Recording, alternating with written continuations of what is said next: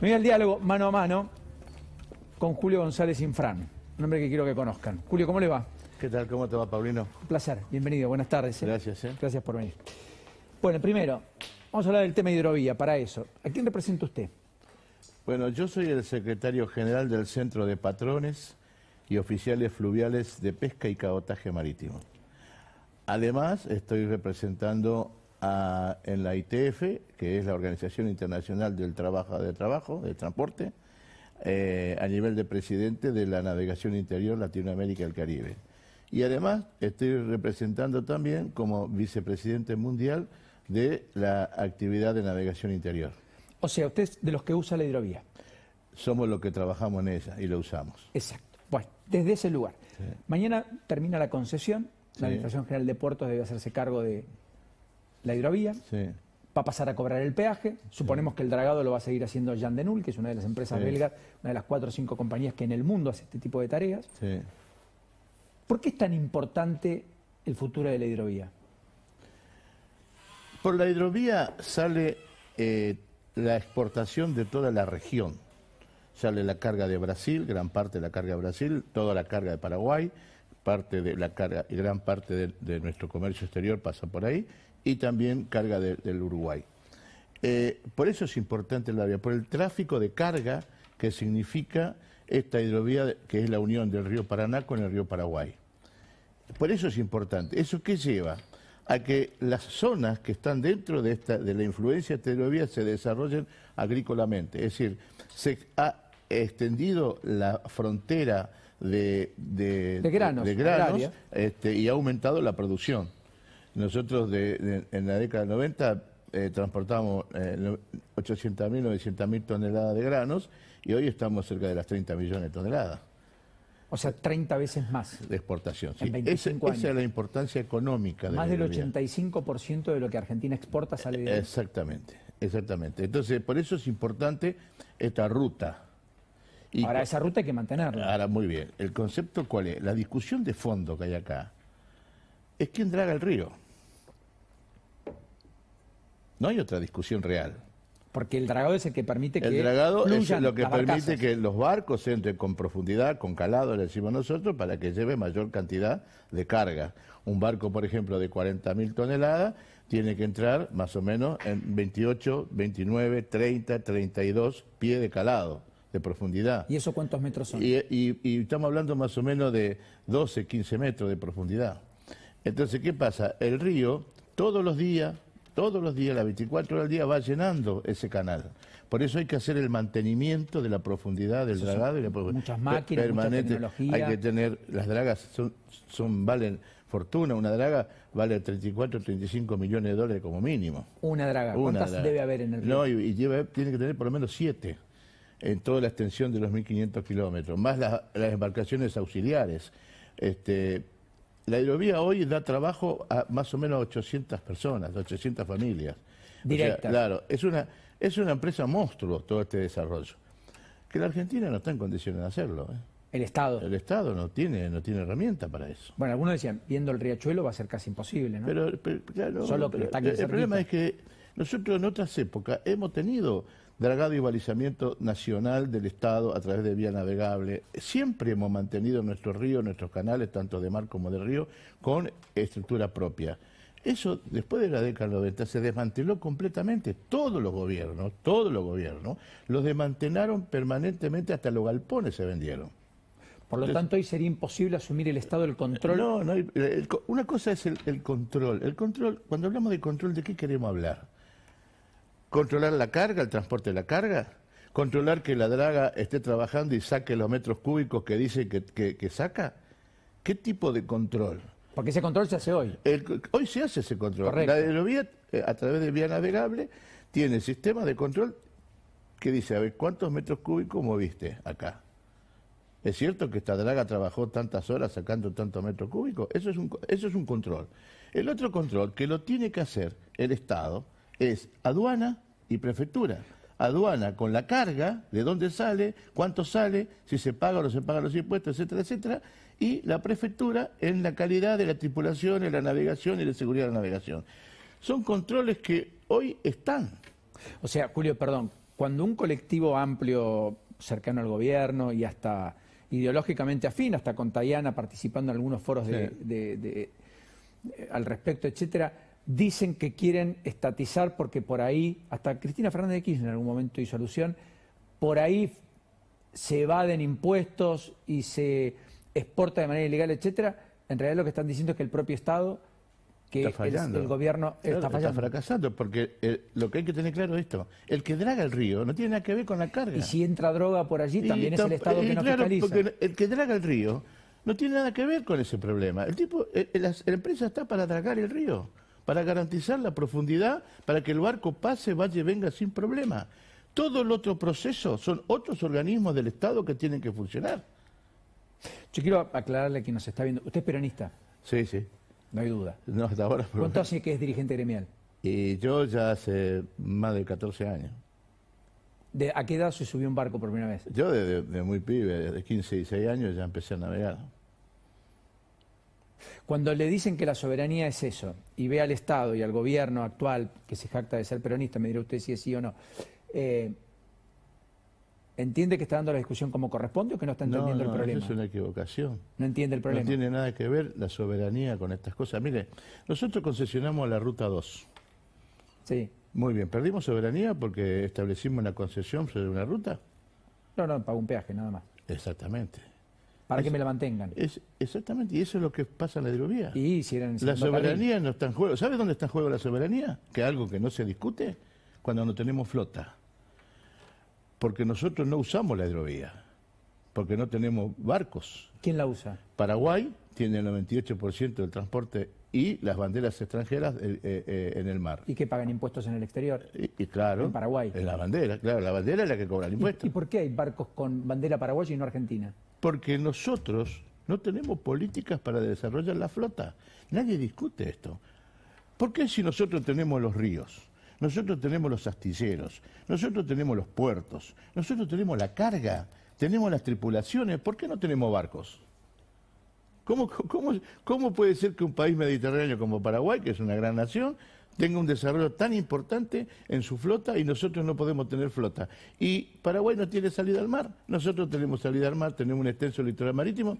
Bueno, explíquemelo usted. Bueno, muy bien, porque hay una política impositiva. O sea, los impuestos. Los impuestos mochila argentina. Deja fuera de mercado a cualquier empresa.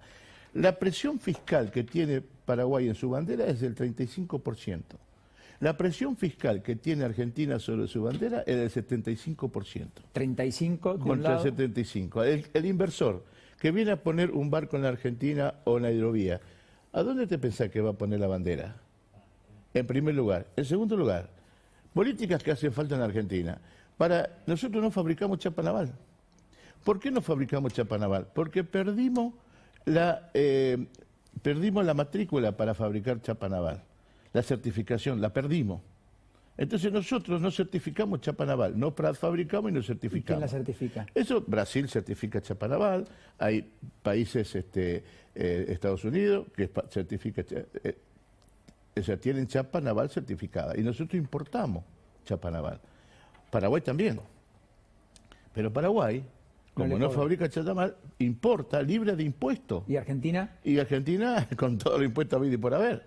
O sea, lo que usted me está queriendo decir es que en la hidrovía, más allá de que no hay soberanía, porque hoy ya el Estado ejerce el control, etcétera, y que el dragado es, en todo caso, lo que le hace una empresa privada, que hay que mantener la navegabilidad, que es tan importante. Usted lo que dice es que además hay un segundo problema que no estamos viendo, que es que los barcos que transitan y que transportan el 85% de lo que vende Argentina al mundo, lo hacen con bandera que no es argentina. Claro. No hay bandera argentina porque hacer un barco en la Argentina o importar la chapa o lo que sea, en términos impositivos es prohibitivo. Es prohibitivo, sí señor. Y le iba a decir más. O sea, si queremos hacer soberanía, bajamos fuertemente los impuestos y ahí tendríamos más soberanía.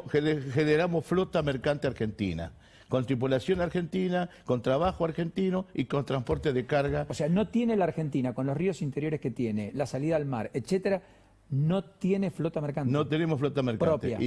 Y fíjate una cosa, según la Bolsa de Comercio de Rosario, por año entran 4.500 buques de ultramar a sacar la carga del Rosafé, que es la región de Santa Fe al norte, toda la zona de Rosario, etcétera, etcétera. Los principales complejos agroexportadores argentinos. 10 plantas procesadoras de soja a nivel mundial más importante. Si nosotros dijéramos que el 10% de esos barcos fueran de bandera argentina, nosotros facturaríamos en concepto de flete nada más 1.400 millones de dólares por año. Plata que hoy lo factura el extranjero. Entonces, este es el concepto del negocio. El negocio no es dragar el río.